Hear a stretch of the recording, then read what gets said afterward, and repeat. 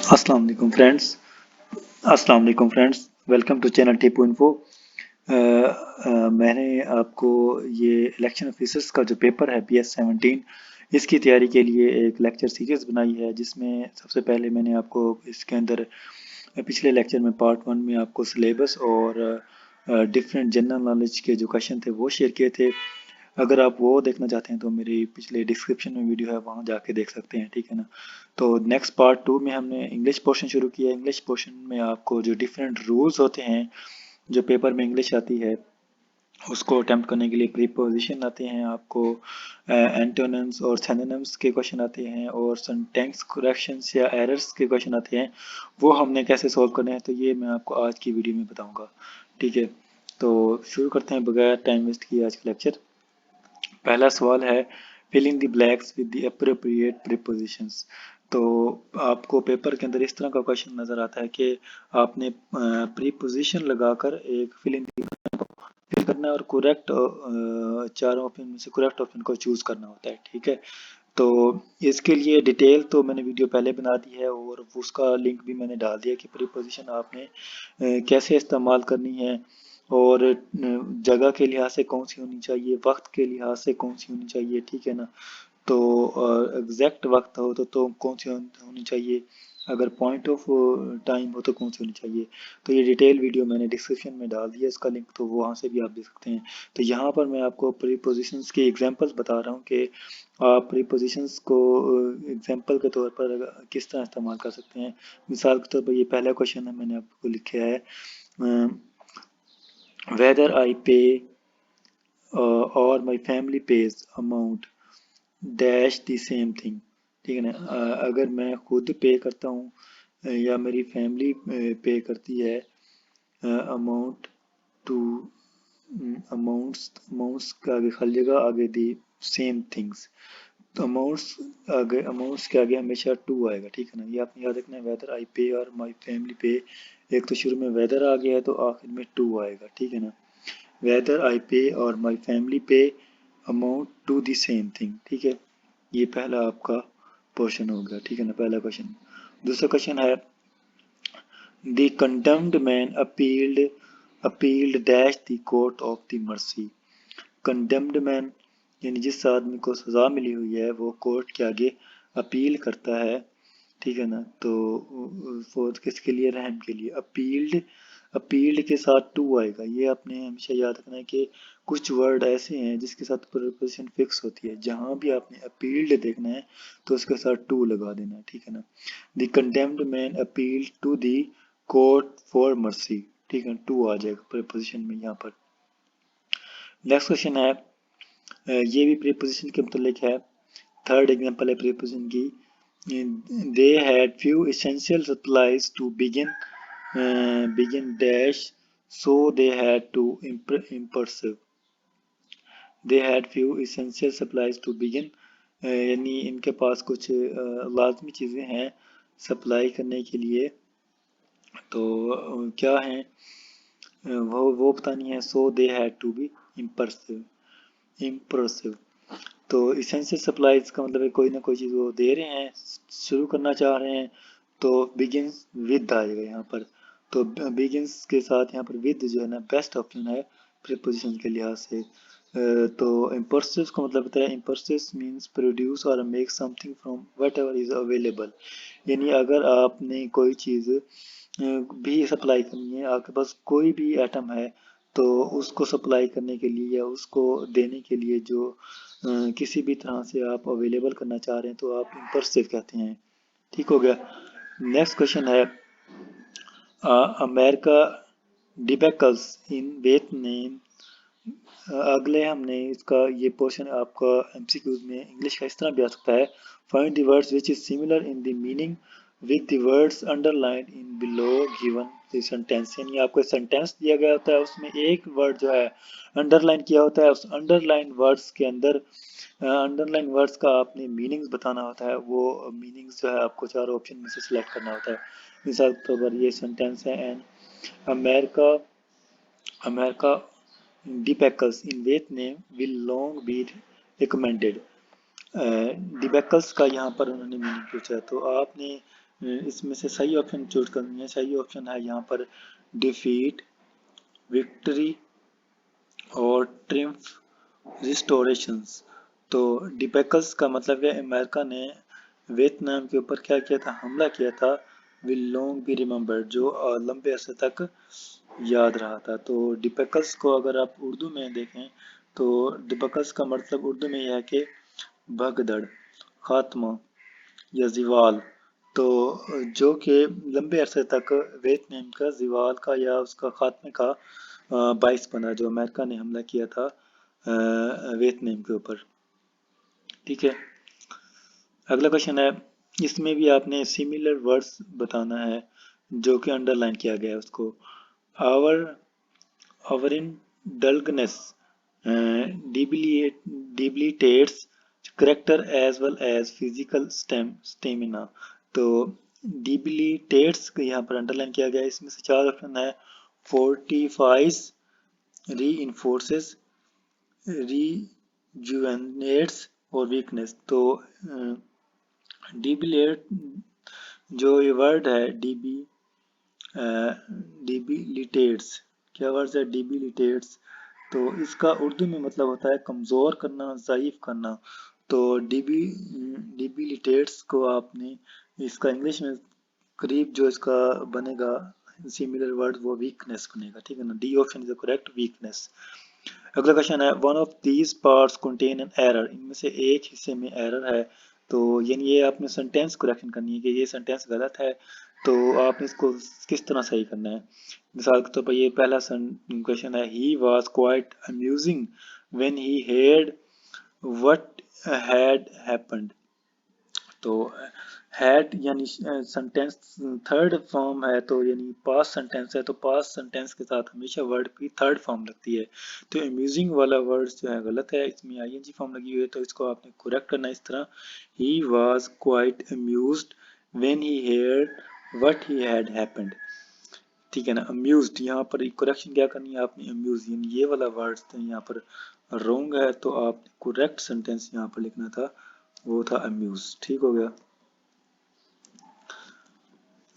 अगला क्वेश्चन देखते हैं इसी के बारे में, करेक्शन ऑफ सेंटेंस के बारे में। इस तरह आपके पास सेंटेंस आ सकता है, turn left by the cross road when you reach, यानी जब आप रोड्स के ऊपर पहुंचते हैं तो कैसे आपने करना है, टर्न लेफ्ट बाई दी की जगह का आएगा एट आएगा। ठीक है ना, तो डायरेक्शंस के लिए अक्सर हम एट इस्तेमाल करते हैं, डायरेक्शन के लिए बाई इस्तेमाल नहीं किया जाता। ये आपने सेंटेंस का ये वाला सेंटेंस करेक्ट करना है, बाई की जगह आपने एट लगाया है, at cross the road when you reach it. ठीक है ना, जब रोड के ऊपर पहुंचना आपने क्या करना है, लेफ्ट टर्न करना है, तो एट लिखने के लिए यहाँ पर। दूसरा सेंटेंस करेक्ट करना है आप, तीसरी एग्जांपल है सेंटेंस क्वेश्चन की, he has been working here for some times, वो यहाँ पर काम कर रहा है काफी वक्त से। ठीक है ना, ही हैज बीन वर्किंग, तो वर्किंग वर्ब की कौन सी फॉर्म है, आईएनजी फॉर्म। ठीक है, इसे पास्ट प्रेजेंट पार्टिसिपल फॉर्म भी कहते हैं, हेयर फॉर सम टाइम। तो सम टाइम्स यहाँ पर इस सेंटेंस में क्या एरर है, यहाँ पर एरर है कि सम टाइम यहाँ इकट्ठा लिखा हुआ है। तो अगर आपको इस तरह पेपर में आता है तो आपने सम टाइम्स को अलग अलग लिखना है, सम को अलग लिखना है, टाइम्स को अलग लिखना है, देन आपका सेंटेंस करेक्ट हो जाएगा। तो हमेशा सम टाइम्स को अलग अलग लिखा करें। नेक्स्ट सेंटेंस करेक्शन की एरर है, एग्जांपल है, he stop to see if he could picked up the trail, he stop to see if he could picked up the trail. तो यहाँ पर पिक्ड की जगह आएगा पिक, यानी वर्ब की सेकंड फॉर्म की बजाय फर्स्ट फॉर्म आएगी, क्योंकि कुल्ड और रेजी सेकंड फॉर्म है, तो दो सेकंड फॉर्म इकट्ठी नहीं लिखी जाती, एक सेकंड फॉर्म होगी तो नेक्स्ट फर्स्ट फॉर्म आएगी वर्ड की। ठीक है ना, तो क्या सेंटेंस बनेगा, he stop to see if he could pick up the trail, right, pick up. Next sentence correction की एग्जांपल देखें, इस तरह सेंटेंस पेपर में आ सकता है, although he jumped aside but the stone hit him. तो ऑल्दो ही जंप्ड असाइड, यानी वो बेशक उसने एक साइड पे जंप लगाया था, लेकिन पत्थर ने उसको फिर भी हिट कर लिया, ठीक है ना। तो बट की जगह यहाँ पर आएगा yet, although he jumped aside yet the stone hit him। तो बट यहाँ पर रॉन्ग है सेंटेंस में, तो आपने इसको करेक्ट करना है येट लगाकर, ठीक है। उम्मीद है आप लोगों को समझ आ रही होगी। तो नेक्स्ट में आपको सेंटेंस करेक्शंस की एग्जांपल खत्म होगी, अगला आ रही है। तो पेपर में आपको इस तरह हेडिंग लिखी होती है, विच of these words is most nearly opposite of the word provided. तो इसमें आपने जो वर्ड्स आपको प्रोवाइड किए जाते हैं उसका अपोजिट आपने मीनिंग बताना होता है। तो अपोजिट मीनिंग का मतलब है कि उलट अल्फाज। तो विड्रू, यहाँ पर एक वर्ड है विड्रू, तो विड्रू का अपोजिट क्या है, रिड्यूस, नीड, एडवांस, वांट।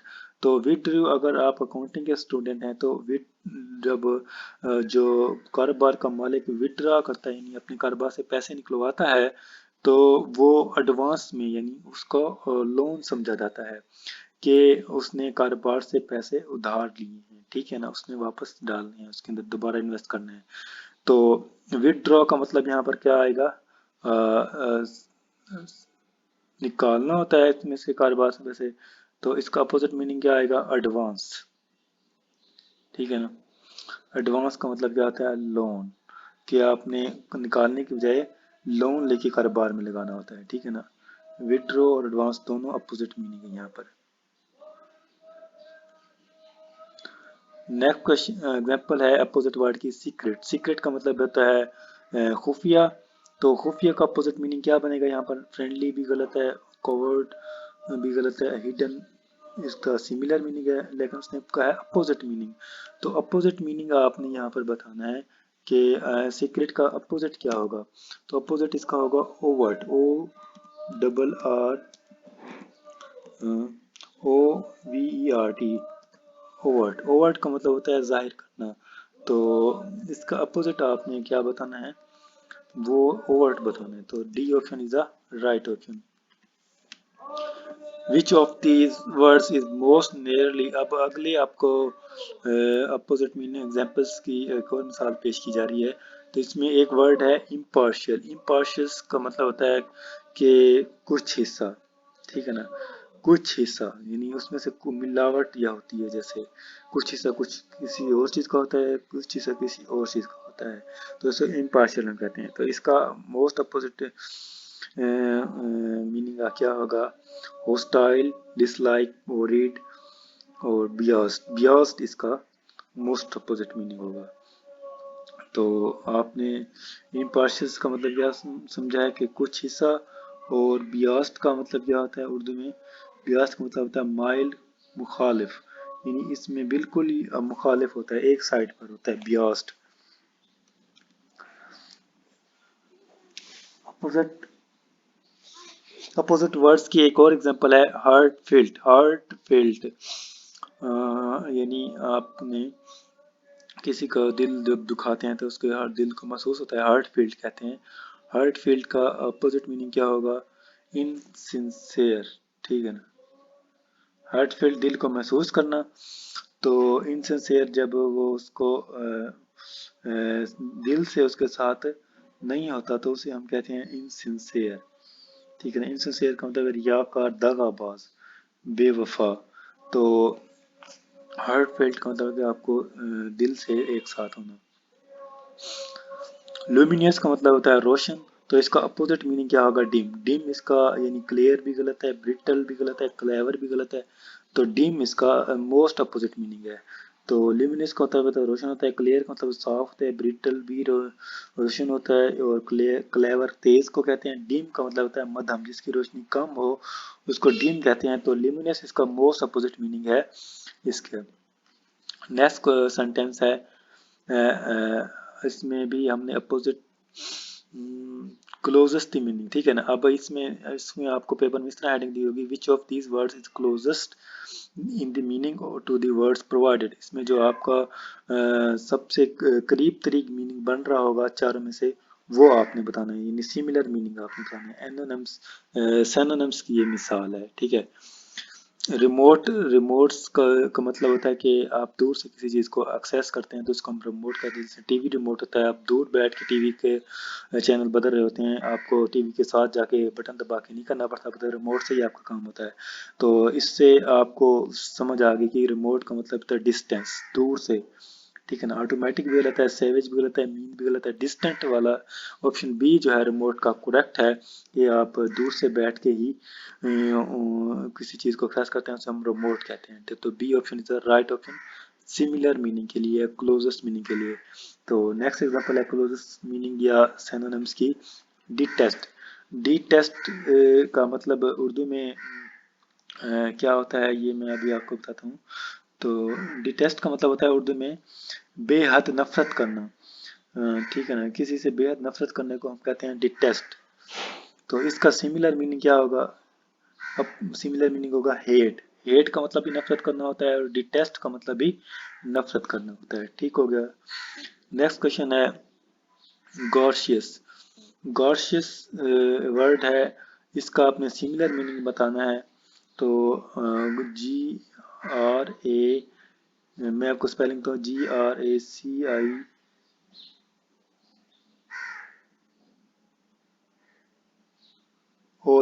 गॉर्शियस, गॉर्शियस का मतलब होता है मेहरबानी, किसी के साथ रहमदिली करना, करीम हो जाना, रहीम हो जाना, और तो गॉर्शियस हो जाना।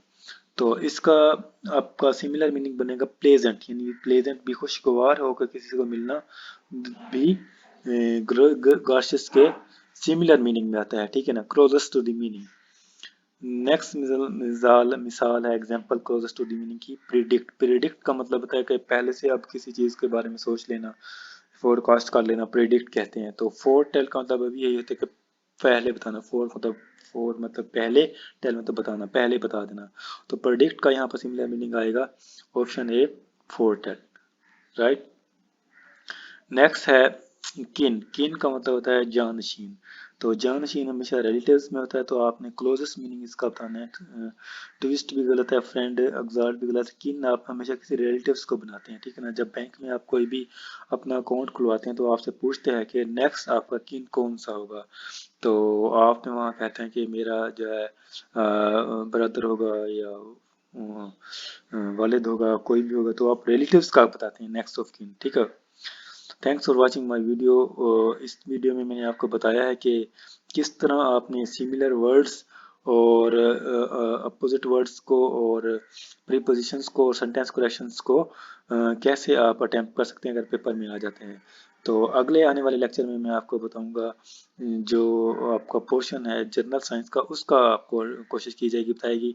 तो उसके बाद आने वाले लेक्चर में मैं आपको बताऊंगा कि जो पाकिस्तान का आइन है, 1973 का आइन जो सिलेबस में शामिल है, 30% मार्क्स 1973 के सिलेबस में से आएंगे। तो वो आपने मेरे इस चैनल से देखने हैं। तो अगर चैनल से नए हैं तो आप इसको सब्सक्राइब कर लें, ताकि आने वाले नए लेक्चर से आप मुस्तफ़ीद हो सकें और इस पेपर की तैयारी कर सकें। Thanks for watching my video. For more update please subscribe my channel. अल्लाह हाफिज़।